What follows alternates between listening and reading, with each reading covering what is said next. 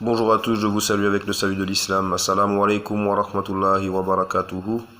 Que la paix et la miséricorde de Dieu ainsi que ses bénédictions soient sur vous tous. Mes frères et sœurs, j'en profite pour vous souhaiter un bon ramadan puisque le ramadan n'est pas terminé. Et puis les mêmes prescriptions, mes frères. Persévérer dans la prière, la lecture du Coran si possible.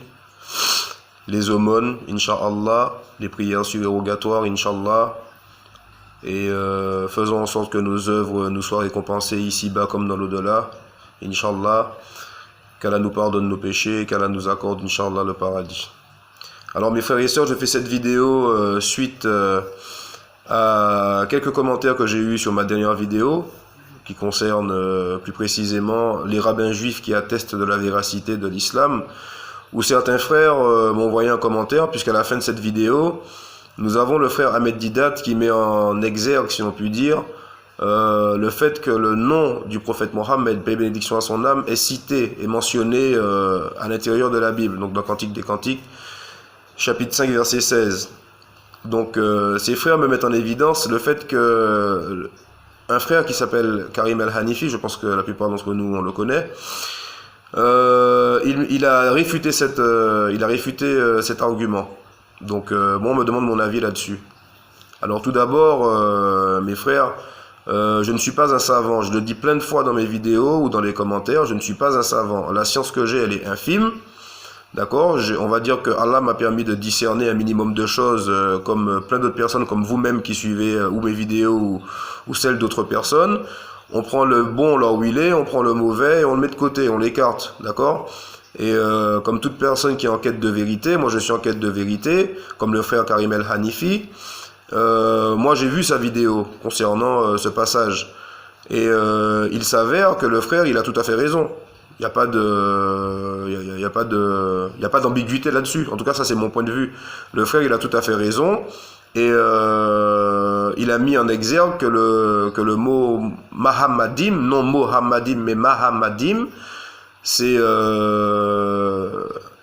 une forme plurielle d'un nom commun, ce n'est pas un nom propre. Et quand bien même, effectivement, j'ai cité ce passage dans ma dernière vidéo, ou peut-être dans d'autres, je ne sais pas, mais bon, c'est possible que je l'ai cité.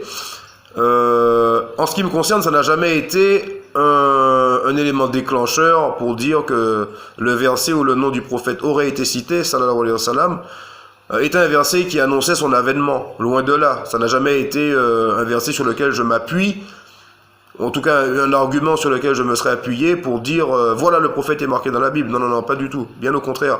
Moi j'ai mis plutôt en exergue le chapitre de Jean, d'accord, dans mes vidéos précédentes, où, comme j'ai expliqué à maintes reprises, si la Bible qu'on a est authentique, et que Jésus-Christ, que la paix soit sur lui, aurait effectivement dit ce qu'il y a marqué dans Jean, j'ai mis en avant le fait que l'esprit de vérité, le consolateur, l'assistant, comme vous voulez, ne peut pas être l'Esprit Saint. C'est ce que j'ai mis en avant. Et donc, j'interpellais les chrétiens là-dessus, les gens du livre, pour leur dire que vous avez quelqu'un que Jésus-Christ, que la paix soit sur lui, doit envoyer, et vous devez rendre témoignage de cette personne. Donc, moi, j'ai mis mon point de vue qui est, je pense que si ce texte a été mis dans la Bible et qu'il annonce un prophète à venir, ce prophète est le prophète Mohammed, paix et bénédiction à son âme, c'est ce que je pense, puisqu'on a des hadiths dans les Tafassir et dans les Sahih Muslim et Sahih Bukhari, où le prophète Mohammed sallallahu alayhi wa sallam dit qu'entre Isa alayhi salam et lui, il n'y a pas de prophète. C'est-à-dire entre les deux. Et il dit que tous les prophètes sont frères.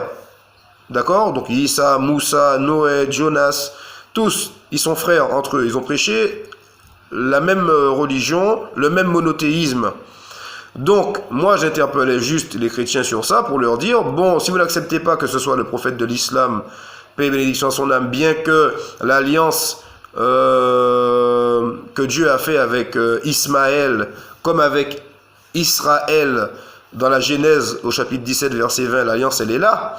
Donc vous avez une alliance avec les Juifs et une alliance avec les Arabes. Et dans ma dernière vidéo concernant les rabbins qui attestent de la véracité de l'islam, on a encore la preuve que l'islam est véridique.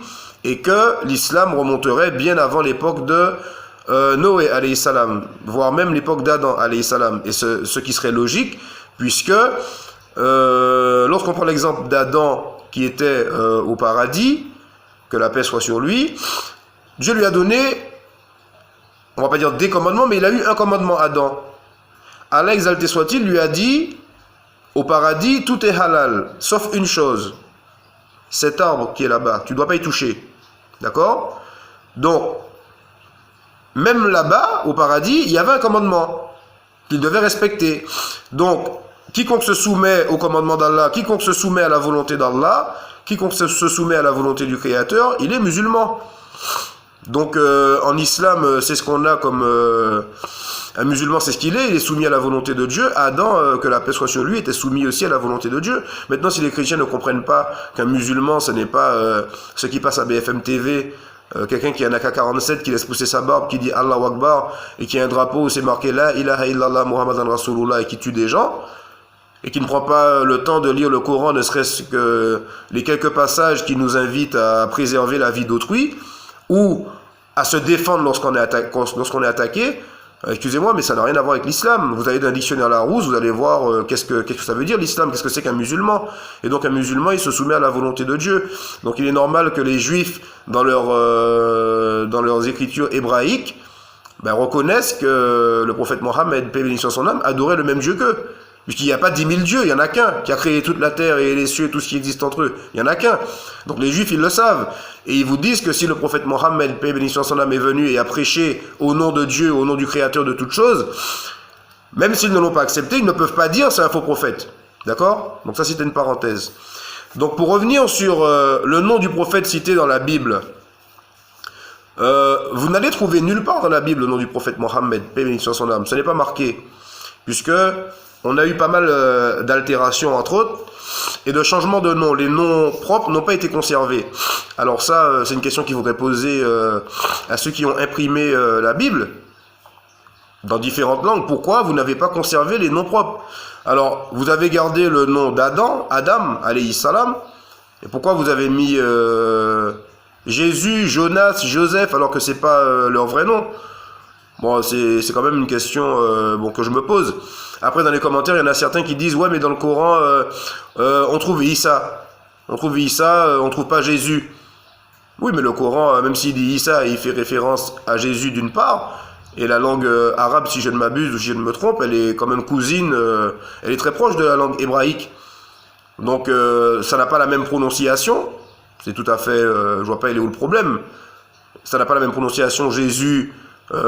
Issa et Yeshua, ça n'a pas la même prononciation parce que Yeshua c'est en hébreu et puis que Issa c'est en arabe, ça on est bien d'accord. Mais là où on n'est pas d'accord, c'est que le Coran n'est pas une traduction. Le Coran, il a été révélé en arabe littéraire. Il faut bien comprendre ce que je dis, il ne faut pas faire d'amalgame. Le Coran a été révélé en arabe littéraire, donc dans une langue arabe. D'accord? La Bible, on va dire la Bible, donc l'ensemble de livres qu'ils ont reconstitués, qu'ils ont rassemblés, qu'ils ont mis en feuillet, qu'on appelle la Bible, a été traduite depuis l'hébreu et le grec. Donc, dans sa traduction, on aurait dû conserver les noms propres. Et c'est ça qui est quand même bizarre, parce qu'on n'a pas conservé les noms propres. Donc, ça pose un problème. D'accord? Maintenant, le Coran, lui, il a été révélé en arabe. Et vous l'avez jusqu'aujourd'hui, en arabe, pour ceux qui parlent l'arabe. Et ensuite, vous avez des traductions. Mais dans les traductions, vous avez Issa et on va vous mettre entre parenthèses Jésus. Parce que ça fait référence à Jésus, tout simplement. Mais voilà, c'est pas, le Coran n'est pas une traduction de la Bible. Donc il faut bien comprendre, vous avez la Torah, l'évangile, hébreu, grec ou araméen comme vous voulez, et vous avez le Coran qui est révélé en arabe. Donc ce ne sont pas les mêmes langues. Donc il est normal que les mots changent, surtout si ce sont des, comment dirais-je, des langues cousines ou très proches, voisines. Vous avez même l'exemple en France, dans le pays dans lequel on vit, vous avez dans le nord où on dit pain au chocolat, et vous avez dans le sud où on dit chocolatine. Donc c'est à peu près pas, c'est similaire, d'accord? Mais on n'a pas le droit de changer les noms propres. C'est ça qu'on veut dire, d'accord? Donc quand les Arabes ils disent Issa, ils savent qu'ils font référence à Issa ibn Maryam, le fils de Marie. D'accord? Le fils de Marie, c'est lequel? Celui qu'on retrouve dans la Torah et l'Évangile. D'accord? En tout cas, dans l'Évangile, plus précisément. Annoncé dans la Torah et on le trouve dans l'Évangile. D'accord? Donc après, ça c'était une autre parenthèse. Donc, pour revenir là-dessus, le frère Karim El-Hanifi, qui fait un travail qui est noble, qui est remarquable, et ça fait déjà plusieurs années qu'il est là-dessus, en quête de vérité, donc a mis en évidence le fait que le nom du prophète Mohammed, paix et bénédiction à son âme, n'est pas celui que aurait mentionné par exemple Ahmed Didat dans ses conférences, puisque à la fin de ma vidéo, je précise que je ne fais que lire les sous-titres, donc ce qui est marqué, donc je l'ai lu, oui. Après avoir fait des recherches là-dessus, je me suis rendu compte que le frère il avait raison. Karim El-Hanifi, bien sûr qu'il a raison, puisqu'il y a d'autres passages dans la Bible où il y a le nom Mohammadim aussi, qui est attribué à d'autres choses que ce qu'on voudrait faire croire qui est Mohammed, paix et bénédiction à son âme. Et d'autant plus qu'on n'a pas besoin de ça. Donc c'est pour ça que je vous ai dit, je ne me suis jamais appuyé là-dessus pour dire que le prophète Mohammed est cité dans la Bible. C'est pas nécessaire, parce que Dieu nous dit déjà dans le Coran, ceux qui croient en le Coran, que le livre a été mis en feuillet, d'une part, et qu'on cache beaucoup de la vérité du livre. Et Dieu nous dit dans le Coran que, rappelez-vous, quand Jésus a dit qu'il y a un autre prophète qui va venir, que la paix soit sur lui, qui va s'appeler Ahmad. Tout ça, on ne l'a pas dans la Bible non plus. Mais les musulmans, ils croient quand même au Coran, ça ne change rien du tout. Après, le peu de versets qu'il y a, qui pourraient faire allusion à la venue d'un prophète à venir après Jésus-Christ, que la paix soit sur lui, je les ai mentionnés dans le chapitre de Jean. Ça ne veut pas dire que j'ai raison. Mais j'attire l'attention des chrétiens sur le fait que si j'ai pas raison, eux, ils ont un souci. Parce qu'il ne s'agit pas d'un Esprit Saint, il s'agit d'un homme, il s'agit d'un assistant comme Jésus-Christ, que la paix soit sur lui. Et cet assistant, ils doivent rendre témoignage de lui. Donc ça ne change rien du tout. Puisque s'ils ont falsifié la Torah et l'Évangile, on va pas retrouver, ils sont quand même pas débiles pour mettre le nom du prophète dedans, alors qu'ils ne le suivent pas. Paix et bénédiction à son âme. Ils sont pas débiles quand même. D'accord? Donc il est normal qu'on ne retrouve pas son nom. Après, vous avez des musulmans qui essaient de faire un travail en voulant guider les frères vers l'islam, ceux qui ne sont pas dans l'islam, mais peut-être qu'ils sont trop dans l'exagération. D'accord? Et moi, je ne conseille pas aux frères de suivre ces choses-là. Donc, moi, il y a des choses que je ne savais pas, comme jusqu'à maintenant des choses que je ne sais pas. Le frère Karim El-Hanifi, il a mis en avant des choses qui, pour moi, sont irréfutables. Ça, c'est mon point de vue. Donc, lui, il demande de faire tourner cette information. Et moi, j'appuie ce que ce frère dit concernant le fait qu'il faut faire tourner l'information sur ce soi-disant Cantique des Cantiques, chapitre 5, verset 16, où ça ne tient pas la route. Non seulement ça ne tient pas la route, mais le verset en lui-même n'annonce pas la venue du prophète. Donc, pourquoi s'attacher à ça? Moi, ça m'intéresse pas du tout. Ça serait, à la limite, ça serait un truc en plus. Mais bon, voilà, nous, ce qu'on voudrait trouver, par exemple, dans la Bible, c'est Jésus-Christ a dit... un autre prophète viendra après moi, son nom sera Ahmad. Ça, on l'a pas dans la Bible. D'accord? Donc, vous avez ceux qui vont croire en le livre d'Allah, le Coran, qui vont s'y appuyer, s'y conformer, qui vont se conformer à certaines choses qui sont marquées dans l'Injil, mais qui ne vont pas le prendre pour argent comptant si ça contredit le Coran.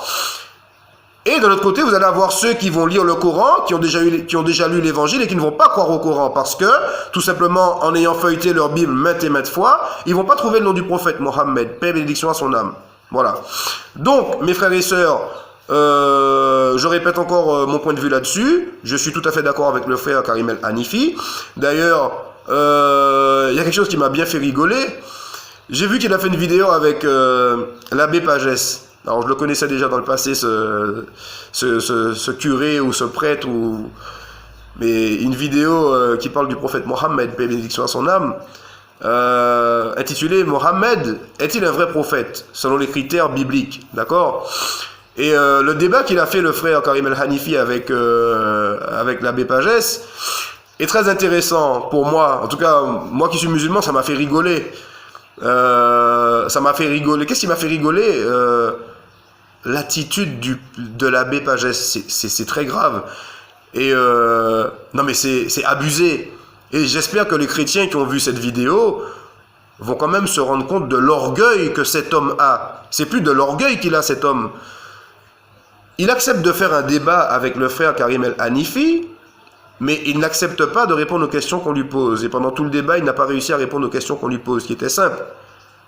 Il y a des critères dans la Bible, définis dans la Genèse, pour dire comment un prophète doit être. D'accord ? Et le Père, il n'arrête pas de nous dire, mais Jésus-Christ est le Messie, Jésus-Christ est Dieu, on n'a pas besoin du reste. Mais ça, on s'en fiche. On vous demande de reconnaître que dans vos écrits, c'est marqué qu'il y a une alliance qui va être faite avec Ismaël, comme avec Isaac. D'accord? Genèse, chapitre 17, verset 20. Donc, tout homme humble prend sa Bible, la lit, il est prêtre en plus, l'abbé Pagès, il n'a qu'à dire, effectivement, il y a une alliance qui est faite avec les deux, point barre. À partir de là, vous avez une alliance pour le peuple des Juifs, et vous avez une alliance pour les Ismaélites. Il suffit de l'admettre, c'est marqué dans votre texte. Puisque vous croyez en la Bible, c'est marqué dans votre Bible. Donc, cessez l'orgueil et dites oui. Il n'a pas été capable de le faire, c'est quand même grave. Et il avait un ton très hautain, et il avait, un ton de parler très hautain, une fâcheuse habitude à couper le frère Karim El Hanifi tout le temps, et à souvent lui dire, lorsque le frère Karim El Hanifi lui disait Monsieur Pagès, il disait non, l'abbé Pagès. Oh là là, mais c'est plus de l'orgueil qu'il a, ce mec. Et les chrétiens suivent ce genre de personnes. Il y a un souci là, il y a un gros souci. La vidéo que Karim El Hanifi a fait avec ce frère, les commentaires ont été désactivés. Masha'Allah, heureusement qu'ils ont été désactivés. Parce que l'abbé Pagès, il en aurait pris plein le pif, comme on dit. Parce que même par les chrétiens, je pense, on ne peut pas avoir un orgueil comme ça et être invité à une table pour faire un débat. Vous êtes là pour défendre une cause. Vous n'êtes pas là pour changer de sujet. Le sujet, c'est Mohammed est-il un vrai prophète? En se basant sur les critères de votre livre, les critères bibliques. Aucunement on doit parler du Coran, aucunement on doit parler de la sourate où on doit frapper les femmes, aucunement on doit parler de la Trinité avec Jésus, de Jésus est-il Dieu. C'est un débat. D'accord? Et puis il y a un ton de parler. Et comme par hasard, ça me fait penser à un verset du Coran où Allah il dit tu les reconnaîtras au ton de leur parler, toutes ces choses. Donc ça m'a fait rigoler ce truc. Ça m'a fait rigoler. Donc voilà. Donc cette vidéo, je la clôture. Puisque c'était surtout pour répondre à certains commentaires que j'ai eus, me demandant est-ce que j'étais au courant que Mohammed, dans le Cantique des Cantiques, c'était pas mentionné, et que c'était pas ça, et que si j'avais déjà oui dire de ça, mais je n'ai jamais utilisé cet argument personnellement pour pouvoir mettre en évidence le fait que le prophète était annoncé là-dedans, puisque même quand vous traduisez ce qui est marqué, son palais et tout machin, ça n'a rien à voir avec l'avènement du prophète Mohammed, paix et bénédiction sur son âme. Quand bien même son nom a été mentionné là-dedans, je n'aurais pas pris ce texte pour le mettre, pour l'appuyer sur le prophète Mohammed, parce que Dieu nous dit dans le Coran qu'il a été annoncé par Isa alayhi salam comme étant un prochain prophète et son nom sera Ahmad. Voilà. Donc on ne trouve pas ça dans la Bible. Donc je n'allais pas le mettre en avant. Donc sur ce, mes frères et sœurs, qu'Allah nous préserve dans cette voie droite qui est la grecque et l'islam, qu'Allah fasse augmenter votre foi. Mes frères, pendant ce mois béni de Ramadan, n'oubliez pas que plus les jours passent, plus les années passent, plus le temps passe, plus l'homme va à sa perdition, comme Allah nous dit dans le Coran, Surat al-Asr, par le temps, l'homme est certes en perdition, par le temps, l'homme est certes en perdition, sauf ceux qui croient et accomplissent les bonnes œuvres, s'enjoignent mutuellement la vérité et s'enjoignent mutuellement l'endurance. Alors, moi, avec la science infime, mais vraiment très infime que j'ai, le peu de savoir que j'ai, j'essaie de démarcher pour la vérité, d'accord? D'autres personnes l'ont fait, Ahmed Didat, tout le monde fait des erreurs, Karim El Hanifi aussi, il démarche pour la vérité, et il y en a plein d'autres, le site Anti-Chouboua, toutes ces choses, et tout le monde fait des erreurs. Donc mes frères, on ne peut pas plaire à tout le monde, et nous c'est pas notre intérêt. Nous ce qu'on veut, les chercheurs de vérité, même si la vérité je l'ai trouvée c'est l'islam, mais la vérité, l'islam c'est vaste comme science, les chercheurs de vérité cherchent à plaire à une seule personne, à Allah. Et surtout, qu'Allah ne voile pas nos cœurs face à une certaine hypocrisie qu'on pourrait avoir vis-à-vis de lui, par rapport à un orgueil qu'on pourrait avoir vis-à-vis d'autrui, comme l'abbé Pagès, moi je n'ai pas peur de le dire, est un orgueilleux. Quand je vois sa vidéo avec le frère Karim El Hanifi, pour moi c'est de l'orgueil. Ça me fait rigoler, mais ça me fait de la peine pour lui en même temps, c'est de l'orgueil.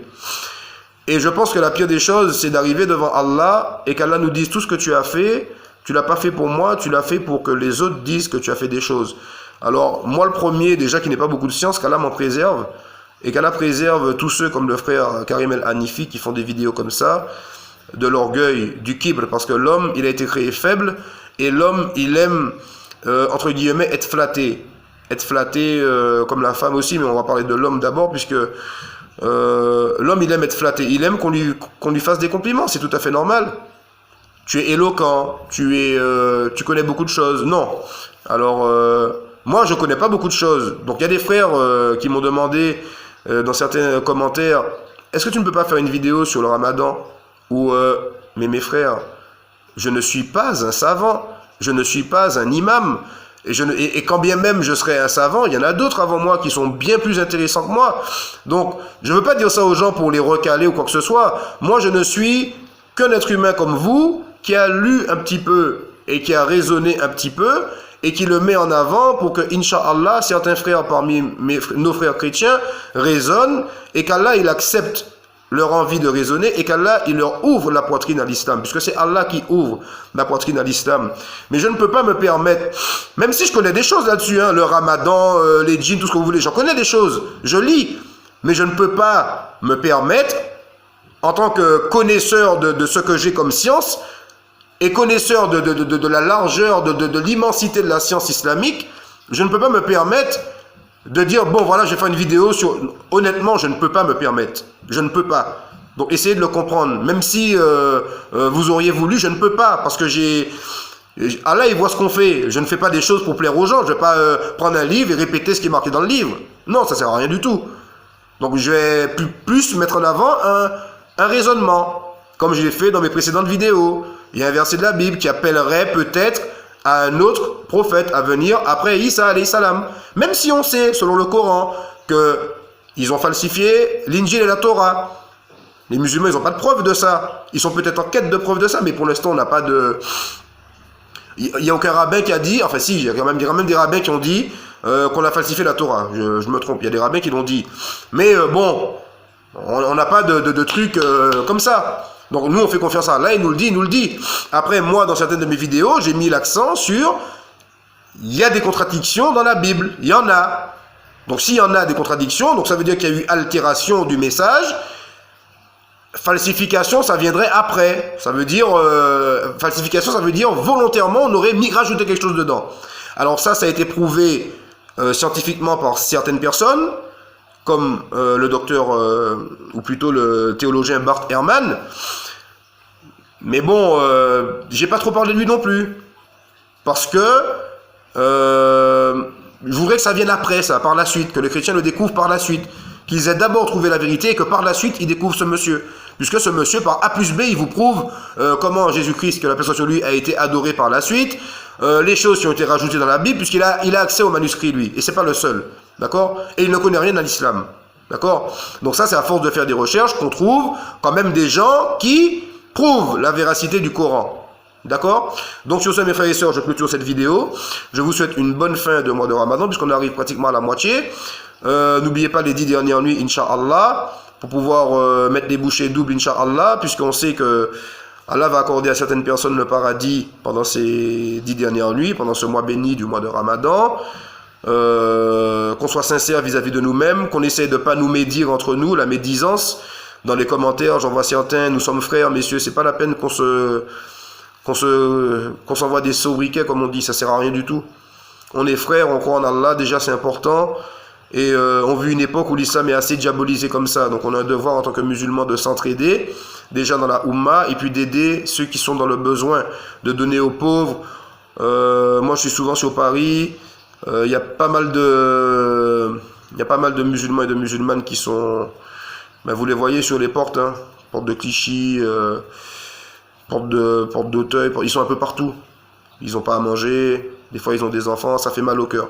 Ça fait mal au cœur, surtout qu'on sait qu'on a envie de faire plus mais qu'on ne peut pas. Alors faites ce que vous pouvez pour ces gens-là, puisque Allah il est avec les indigents, Allah il est avec les pauvres. Et si ils sont sincères au fond d'eux-mêmes, si malgré cette chaleur les femmes ont le hijab, si malgré la difficulté ils ont le sourire, c'est que ils ont un certain mérite, d'accord? Donc soyons bons avec eux, soyons proches des pauvres et laissons les ignorants dans ce qu'ils disent et prenons le bien de là où il est. Pour ceux qui sont en quête de vérité, certains frères disent la vérité. J'ai vu des commentaires sur le frère Mahamar Metmati. Chacun son opinion, messieurs. Moi, je pense qu'à travers toutes les vidéos que j'ai vues sur ce frère, il n'est nullement chiite. C'est pas la peine de faire un speech là-dessus, c'est mon avis. Après, ceux qui pensent qu'il est chiite, ça c'est vous. Mais moi, je dis que quelqu'un qui est chiite ne fait pas des vidéos pour réfuter les chiites. Je suis désolé. C'est du bon sens. Après, il faut comprendre quelque chose aussi. Quand vous avez quelqu'un comme Mahamar Metmati, qui est relativement ancré dans la science du hadith, ancré dans la science du tafsir, et qu'il voit les aberrations qu'on a aujourd'hui, avec les imams des mosquées d'aujourd'hui, qui vous sortent du n'importe quoi. Et le mec, il a une certaine science. Donc forcément, ça va l'atteindre tellement fort qu'il ne pourra pas parler de ça d'une façon posée. Le gars, il va s'emporter ou il va le dire à sa façon avec les mots qu'il a. D'accord? Mais c'est à vous de prendre le bon là où il est. Et s'il y a du mauvais, le rejeter. Mais c'est pas parce que le frère il fait des vidéos comme ça qu'il faut que nous, entre nous, on dise ah tu penses qu'il est comme ça alors que c'est pas vrai. Et moi je pense le contraire. C'est pas, enfin je pense que ce n'est pas productif. Voilà, c'est pas productif ni pour l'un ni pour l'autre. Surtout pendant ce mois béni de Ramadan. Donc sur ce mes frères et sœurs, je vous dis assalamu alaikum wa rahmatullahi wa barakatuhu. Que Dieu vous bénisse et à la prochaine Inch'Allah dans une prochaine vidéo.